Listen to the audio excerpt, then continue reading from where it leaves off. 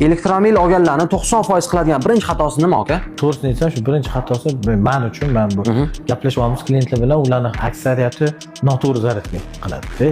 Misol uchun gibridda men faqat benzinda yuraman deyishadi-da. Mana shunaqa savollar ko'p keladi. Men faqat benzinda yuraman. Zaryadkaga qo'ygan o'zlari yaxshi. O'sha 220 kilovatgami, 7 kilovatgami, qo'lda turadiganligi vaqti zo'r. Ideal. Lekin domda turadiganlar nimadir qilib o'zini stoyankasi bor bo'lsa, ham zo'r. 1.8 o'sha 220 kilovatga mana telefonni qo'yadigandek qo'yishsa, kechqurun qo'yadi, ertalab olib ketishadi. Eng zo'r zaryad o'zi shu. То есть медленный zaryadka bo'lsa zo'r. Bir xil keladi, navrot, men faqat bystroga qo'yaman deydi. Bu batareyaning yo'nqisi tushib ketishiga olib keladi. Shu xatolar, asosiy shu. Lekin qo'rqish kerak emas. Rasmiy dilerlarda kafolat bor, 8 yil beriladi. Xudo xohlasa muammo bo'lmaydi. Lekin tavsiyamiz shuki, shu 1.8 kilovatligi yoki 7 kilovatligiga qo'yib yursa, u har kuni qo'ysa, mashina muammo.